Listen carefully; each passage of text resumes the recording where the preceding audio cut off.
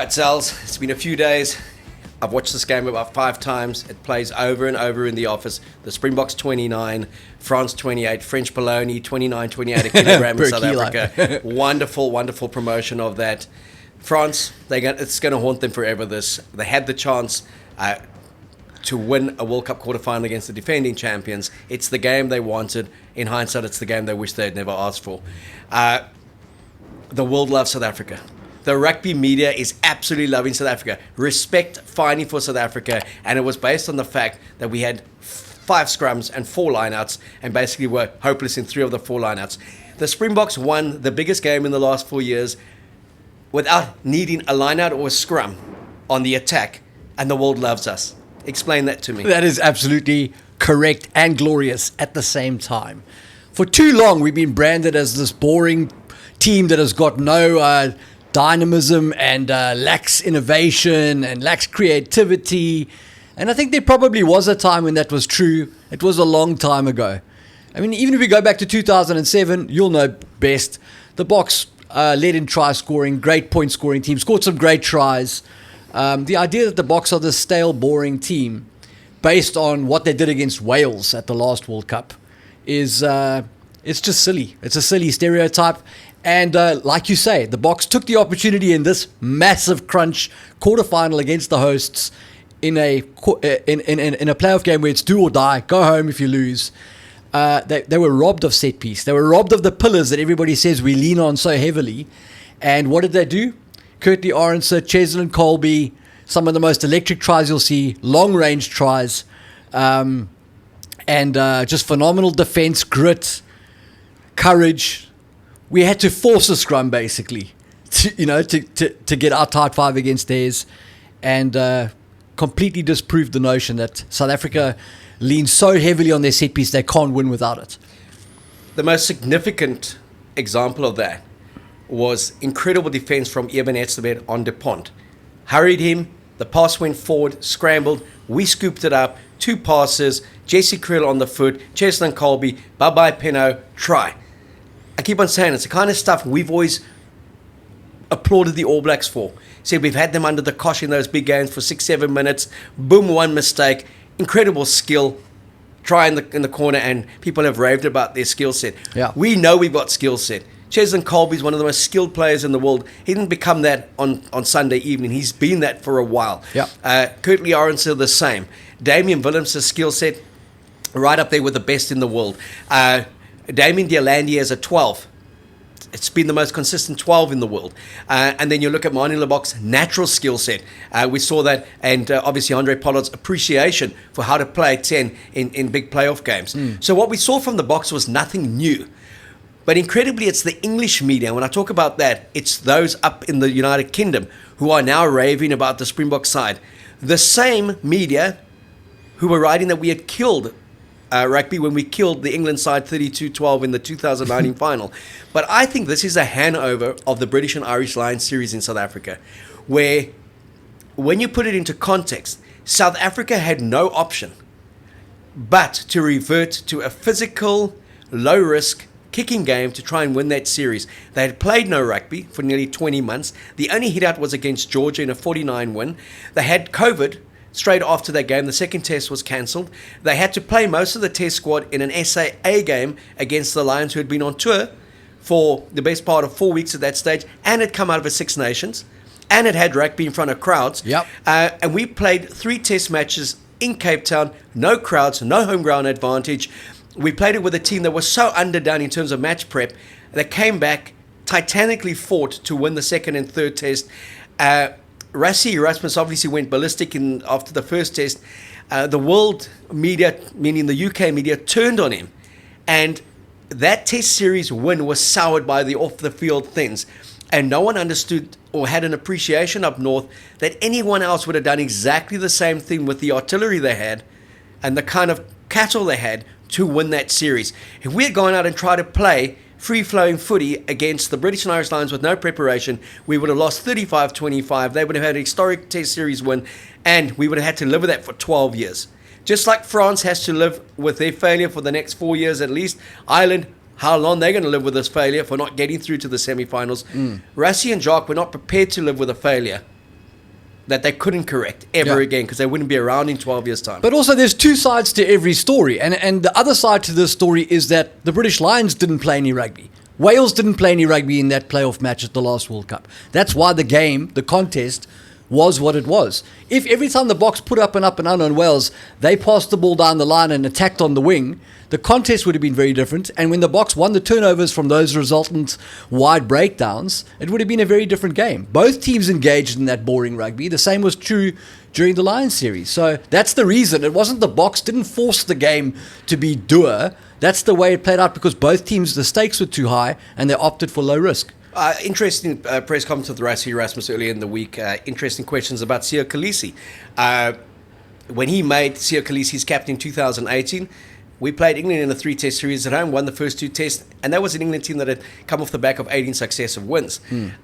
Was 24-3 up at Ellis Park, and we came back and won that match magnificently and then comfortably won it in Bloemfontein before making 11 changes and giving them a dead rubber in Cape Town.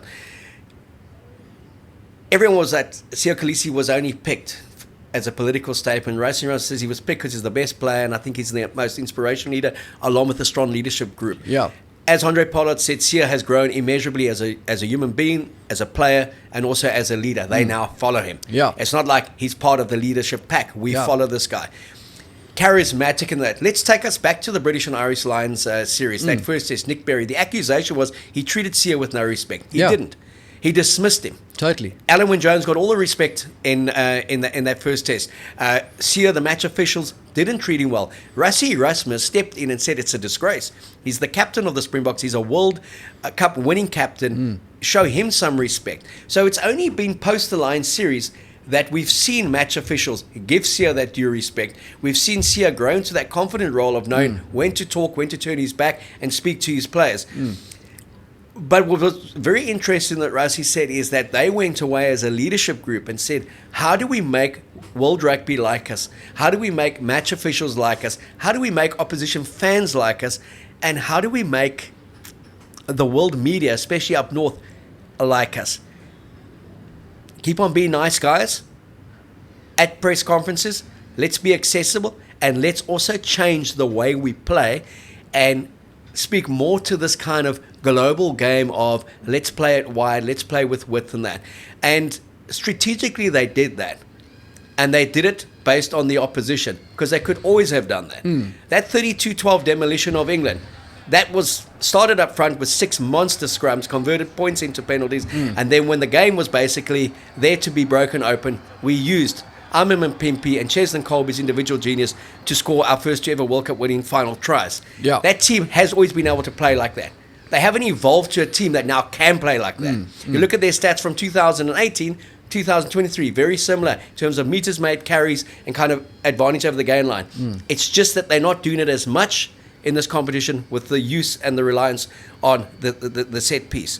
I think it's just a masterstroke from Rassie, the way he's worked the English media.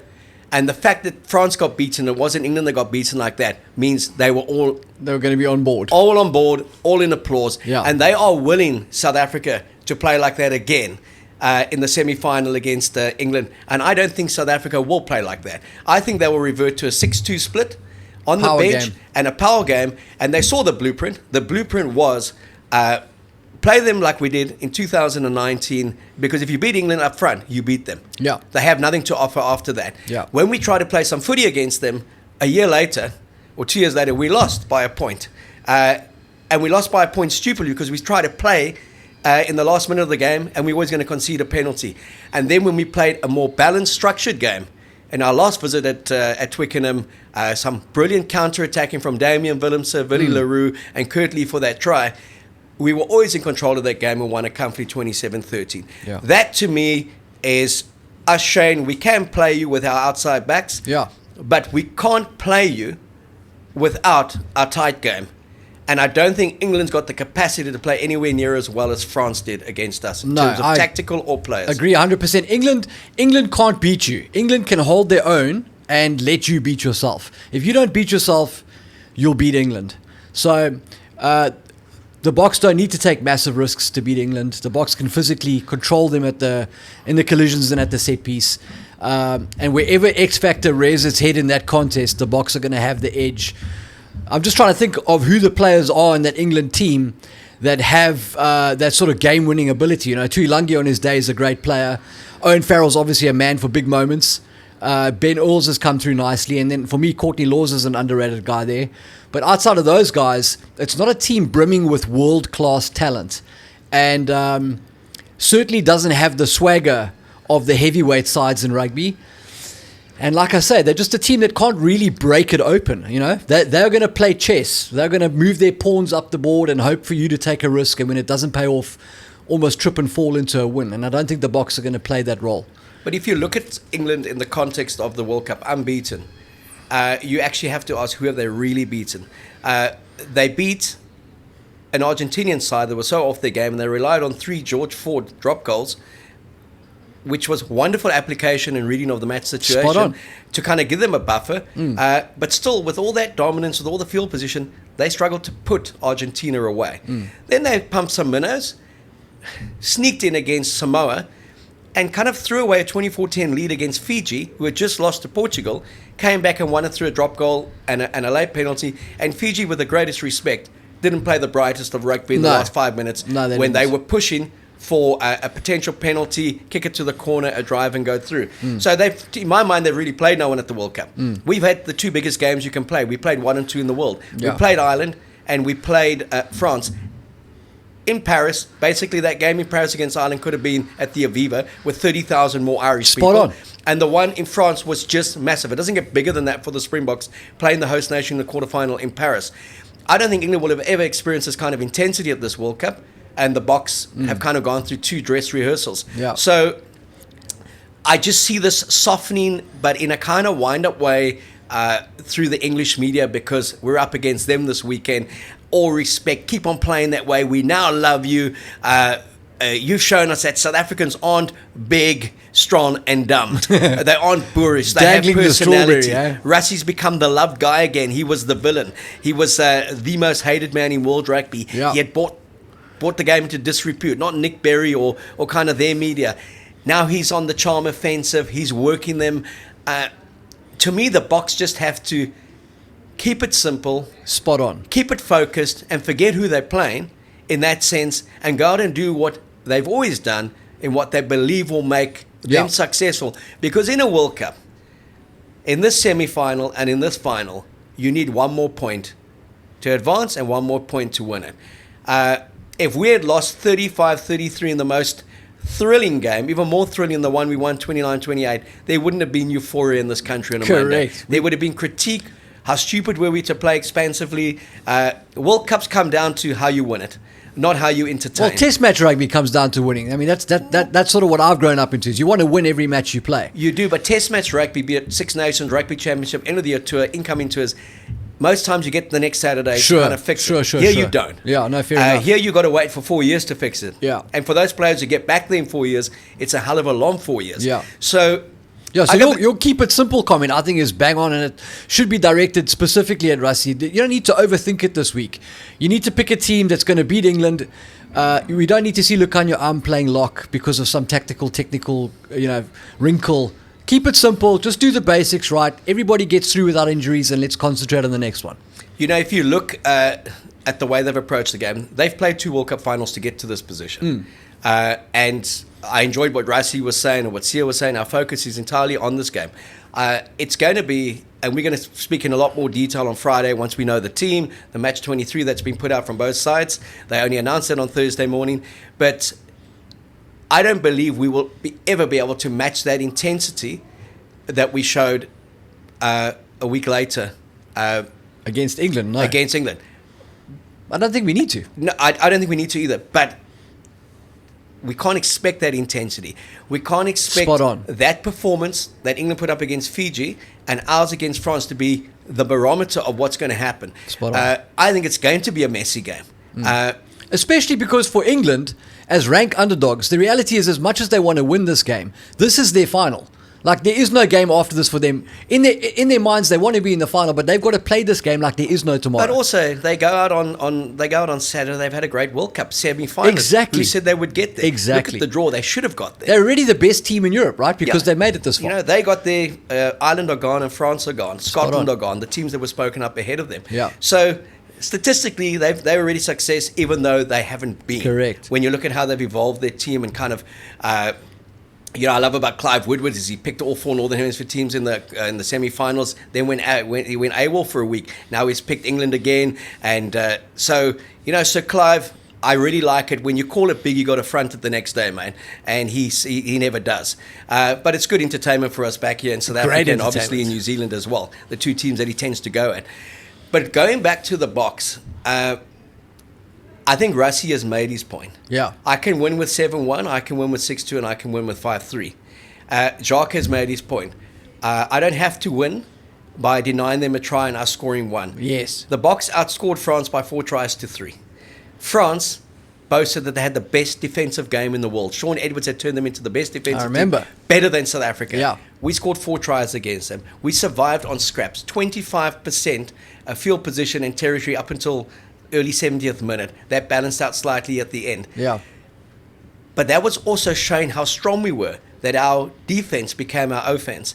It was one of our biggest attacking weapons because when the moment came, we had 3 turnover try scoring opportunities, well, 2 turnover try scoring opportunities, we scored them. We had 1 structured one, we scored it with the bomb on their left winger, couldn't handle it. Deolandi went in, and then we had a structured play that was away from the norm. We were going to take the scrum. I thought they would. They weren't going to take the line out. The line out wasn't functioning. They took a quick tap, worked the forwards into it, and then Eben crashed over. He recognized he had a fly off into 2 other backs, and he just was not going to be stopped. So there was so much rugby intelligence applied. Yeah. But it's been amazing to me to read these commentators that have been around for years, who have been condemning the South Africans, for only being able to play one way and their physicality, is to see them finally concede we actually can play a bit of ball in this country. And we have always been able to play ball. I go back to Nick Mallett's team that retired most of the French team at the Parc des Princes, 50 plus points to 10. Magnificent game. Peter Rousseau getting 4 tries that day. Rassie Erasmus playing. Great visuals of him working the ball. We could play. The side that destroyed Australia under Carl du Plessis' last game, 61 points, could play. Jake White's team could play. Peter de Villiers' teams, 42 points to 6 at England. At Twickenham, could play. They've never lost more than that. This team can play. Exactly. This team has done it against the All Blacks. 41-12 against Australia at Loftus. They can play. We've always known we can play. We've had an inferiority complex. Then we needed the will to say it. And now they did. What do we do with that? Mate, the way I look at it is no slight. When Oaks criticise us of being boring, it really has absolutely no impact on my feeling about the Springboks, because it's a bit like me climbing in the ring with Mike Tyson, and after I regain consciousness because he's knocked me out and he's wearing a belt, I say, but at least my hair's better than yours. Like, what does it mean? I've just jumped in the ring here, this Oaks knocked me out. When it comes to rugby, the Boks have been there or thereabouts, the top team in the world for a very long time. We've got 3 World Cup titles to show for what we do. These guys in the UK that talk about this beautiful game, what is the reward for it? What do you get from it, from being on the moral high ground of rugby? Well, I'm going to 2 things. Firstly, your boxing analogy is wonderful, but it's like saying, I've got the nicest hairstyle. If Tyson was that good, he would have boxed me for 12 rounds. Exactly, and won on mate. points and put on a display just because he knocks me out early. So the Boks have shown, and France were far more physical than we were. They were far more physical at the breakdown, and we were second when it came to strength, power, and physicality in that game. Yeah. We can win without being the most dominant physical team. Right. And it was always a thing of South Africa, you stop their dominance, their physicality. They've got no plan B. They've got the no famous. plan B. So we have added balance to our attack, and we've added trust to that attack as well. So that's the one thing. Going back to the Northern Hemisphere, they've got 1 World Cup title to show. Australia has 2, South Africa 3, and New Zealand 3. And the one they had to show... What did they do in that? They did it. It was a 10-man team. They scrummed, line up more, Brilliant and team. Johnny Wilkerson kicked a drop goal off the wrong foot in the 100th minute to win it against an Australian team that tried to play some footy. Mate. So the recipe has always been there. Yeah. And I think if Ireland look again at that quarterfinal against New Zealand, there was just no variation to their play. That 37 phases that they took it, and we've watched that time and again this week because it plays all the time on the television. There was 3 times that the Irish took the ball direct and they actually made some yards. Otherwise, they were playing between the 10-meter line and the 22, going side to side, side to side. The All Blacks weren't even coming up. And they weren't attacking the next phase with any aggression. Yeah. They were waiting for New Zealand to infringe or to get the penalty. Correct. Kick to the corner and back their line-out drive. So when Ireland analyzes that and we take all the emotion away now, they will start seeing like, hey, this is going to haunt us, because we could have played it differently in that time, but because for 2 years they didn't have to play it differently. They were beating most teams playing in a very structured way that looked appealing because of their phase play. Yet teams that strike very quickly, and South Africa and New Zealand are 2 teams that strike very quickly. Within 3 phases they score. Correct. We don't build. Invariably, we don't build 20, 30 phases to score a try. We don't, certainly. Yeah. And why do we have to? Exactly. Well, and that's the key to our defense, right? We keep talking about it. We don't try and kick down the front door and build phases to break down a defense to force a try. We say, you guys carry the ball. You carry the onus for looking after it. And when our defense double teams you and you spill it, we're just going to give it to Ches. He's going to go 65 meters for a try. But I still don't think enough respect's been given to the 32-12 demolition of England in the 2019 World Cup final in Japan. We really played a fantastic game that day. The scrum was so dominant and strong. They won scrum penalties, the line-out function. And we started that game, shame we were going to play with width, and then we had the backs to do it. And we cut England up more. England never looked like they were going to score a try. Owen Farrell's boot kept them in the game up until a point, and the last 20 minutes, there was only one team in it.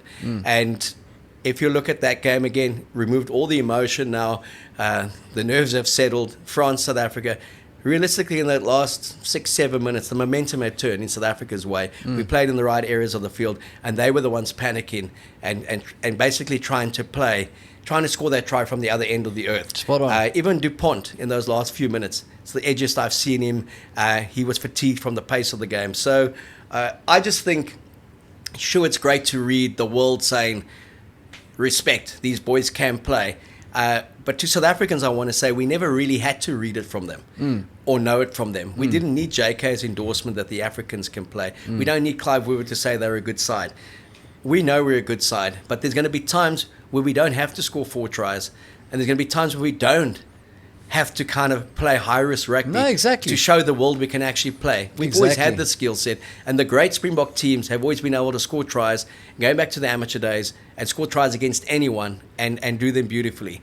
It's just, as Eddie Jones always famously said to the Springboks, when they said, we want to play like the Brumbies, and he said, if we had your pack and Farida Priya, you wouldn't even know who played 10 for the Brumbies. Bingo. And the world has tried to take us away from playing to our strengths. Of course they have, yeah. And what I do love about what Jacques and Rassie have done is they've maintained that core of the forwards' strength in our set piece, but added to that and said we can't just rely on that. We need to play with a bit more variation. We need to find players who can play a completely different style to a more conservative back division who's just going to rely on forward dominance.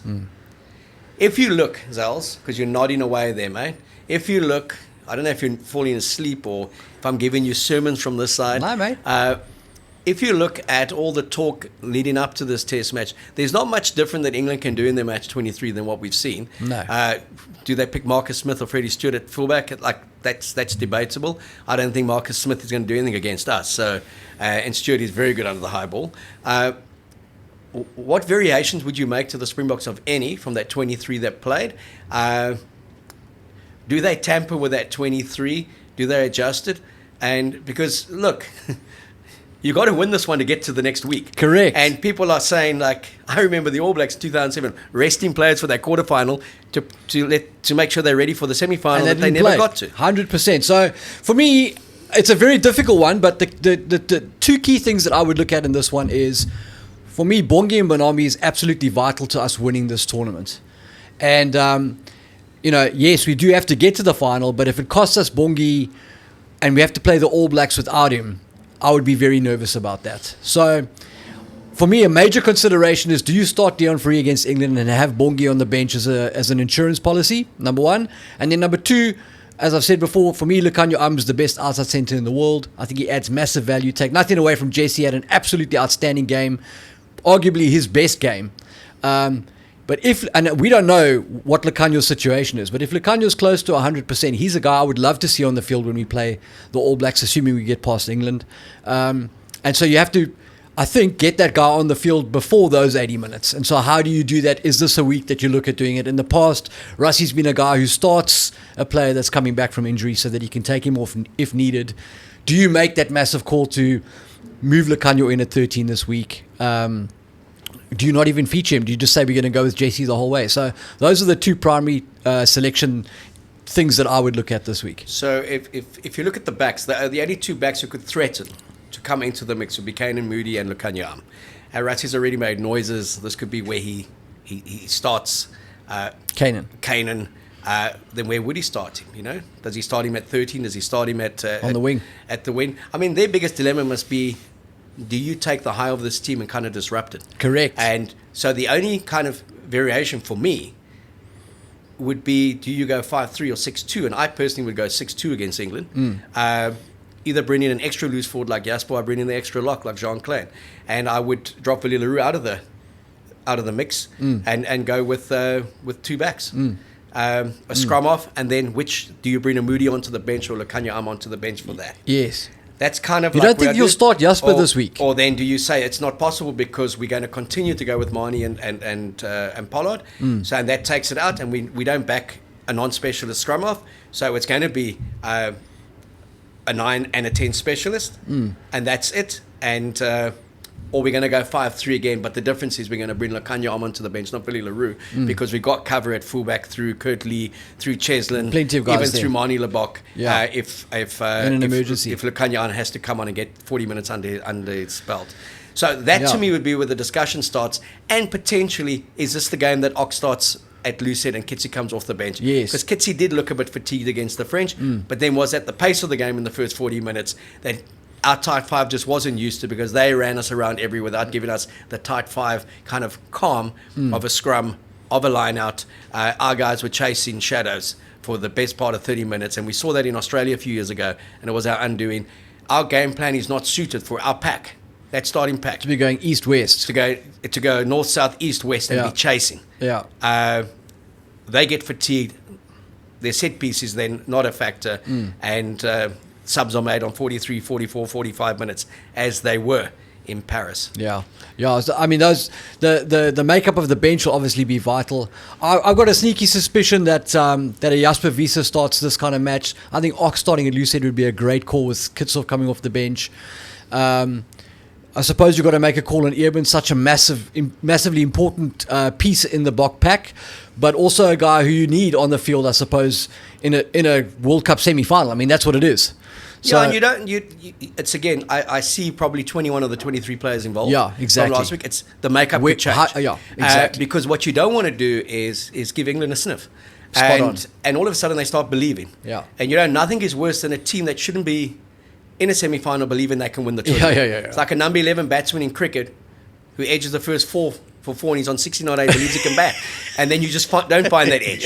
You just don't get him out. Yeah. And that ball then goes anywhere except into someone's hands. So, I mean, Rassie's already named the team. The players know what it is. He knew what semi-final team he was going to pick. Agreed. Weeks ago, him and Jacques. So, I mean, they've got that under control. We're talking about permutations, opinions. We all have them. Yeah. That's why so many of you comment, and your comments are great. Your comments are insightful. We learn from you potentially as much as you learn from us in terms of the game, and we all see the game differently. If you watch a game from the halfway line, if you're behind the post or on television, you see a different game. Mathematically, you see a different game. Speaking of a different game, we're going to get to there now, but we're going to talk in great detail about the Boks and the team selection on Friday morning. So there will be one more show before before the Saturday night semi-final, and Moneyman will be giving his predictions on Friday as well, so kind of watch out for that. Zels will be chatting to him, what are the odds, and it's not just what are the odds on a victory. There's so many variations that you can kind of be getting some cashish from when it comes to these two semi-finals. The Boks, respect the world has for them. They're the most liked team there. They were the most liked team in 2007 as well. When the host went out, everyone was Afrique du Sud, Springbok. I loved it. I was there for those 7 weeks, the best 7 weeks of my rugby riding career. They are the most popular team there again. outside of the hosts who have now gone. They're the team people will want to see win the World Cup. The French will adopt them. Sia's going to Rugby next year. He'll become an adopted Frenchman. Cheslin played there for how many years? Dion Ferry played there. The French will draw on that these guys are actually theirs. So we keep our focus right. We kind of keep our feet on the ground, and we listen to what Eddie Jones said to Jake in 2007 when the Boks beat England 36-0 in the pool stages, and the English media was saying, but can you do that again in a final? Can you score 4 tries in a final? And he told Jake, calm down. We only need 1 more point, mate. Yeah. And a final's different. That final was 15-6. No tries. Did anyone care? No. We certainly didn't. And we were always dominant. And that's got to be the approach. Guys, we need 1 more point in a semi-final. If we get there, 1 more point in a final, and we world champions back-to-back, 4th time ever. So rugby sense has to prevail now. This isn't about box office entertainment value. It's not about Netflix. It's not about what Hollywood wants. Agreed. Ricky, give me the raw. You know no what's raw coming. today. Let's talk about Argentina. Let's talk about New Zealand. It's your cousins, man. My cousins. I love these guys with the horizontal stripes. They play in the All Blacks. Everybody's written them off. You guys could never beat New Zealand. The greatest team in the world. But never count us out. We won't count you out, mate. 25-15, 2020 in Australia. The All Blacks were at odds. Historic first ever win. The comeback from that was they got pumped the next week. They got pumped again. There was 40-point defeats. There was 50-point defeats. Then the All Blacks came to South Africa. Ian Foster was gone. They had lost at Nelspruit. They went to Alcatraz, Ellis Park, given no price to win. Our Boks were going to bury them and basically bury the All Blacks for the next couple of years till Scott Robertson arrived. We felt sorry for them. We showed them great camaraderie. Maybe that was part of the master plan as well, to keep Fozzie there. Well done, Russie. They scored a heroic win. Absolute magnificent ticker that they showed. They played for the jersey. They played for the badge. They played for a nation. And they got that win in front of 62,000 nutters at Ellis Park. Very similar to what they did in Paris against Ireland. And then the next week they went to Christchurch, the home of New Zealand rugby, and they lost to Argentina for the first time ever at home. That will be in the back of their minds, thinking about, we just did Ireland in a way that people said we couldn't. How do we regroup for an Argentinian side that's been erratic at best at this World Cup? Because is the scenario going to play out again? Do you think there's any chance of that scenario playing out? Mate, I always think there's a chance of an anomaly. I mean, the quarterfinals, proves the point that anybody can win on the day at a World Cup in a knockout match. I don't think Argentina are going to beat New Zealand, but I do think that Argentina present New Zealand with a much tougher challenge than England presents to South Africa. And both teams are coming off games where they made lots of tackles and there was a lot of emotion. And where the Boks have got a lot of depth in most positions, the All Blacks are not in this. They don't have the same luxury. And so they're going to have to pick themselves up. I mean, they basically defied their critics last week. Everybody wrote them off. They were the team that was, Ireland's going to smash you guys. You're going home now. Now the tables have turned radically for them. They are the favourites. People are tipping the All Blacks to win the World Cup now. And so Argentina comes in as rank underdogs. They've been written off since they lost to England. And they are a team that has proven in the past, even though it doesn't happen often, in the last 3 seasons, they've beaten them, twice. So they've beaten them twice out of 7, and there's an interesting statistic. The first interesting fact, the first time they won 25-15, and they bullied the All Blacks, Angus Gardner was the referee. And everyone's like, well, that Australian, he doesn't really like New Zealand, okay, because he's an Aussie. But the last time they played was in Mendoza earlier this year, 41-12. To the All Blacks. Angus Gardner was the referee as well. So let's kind of take that out of the equation. I think if the All Blacks play well, they win comfortably. If Argentina play well, they run them close by less than a score. Yeah. But I do think there's enough from that All Black performance, and confidence is a massive thing when it comes into playoffs. Yes. There's enough from that All Black performance to also know they only need 1 more point to get to the final. So I am tipping New Zealand to win this one by 12 points. Sure. But it'll be tough for them. I don't think they'll be able to match that emotional intensity that they had against Ireland. But I think they're a good enough side to beat Argentina and to go through to the final. What I find very bizarre is people tipping them to win the final based on beating Ireland. Exactly. Yet not tipping South Africa to win the final, but beating New Zealand based on beating the hosts, but also beating England 35-7 the last time they played, using a 7-1 bench and really showing up a vulnerability in that New Zealand pack strength when it comes to depth. Spot on. So I've got the All Blacks to win 32-20, 28-16, somewhere around there. But I think there'll be a 12-point differential. But it's going to be tough. They're going to have to work to get that win. And I don't expect the performance to be anywhere as neat, anywhere as disciplined as it was against Ireland. Yeah, I think that is a good call. I like the result. I also think that New Zealand will win. I'm going to give them a 9-point victory. And I'm going to say it's a slightly lower scoring game. I'm thinking more along the 27-18 range. All right, guys, keep your comments coming. Thanks for all the positivity. We will chat Friday morning about the Springboks, and it will be exclusively about the Springboks when we look at the team makeup and we look at the match and how we think they will play and what we think the result will be against England.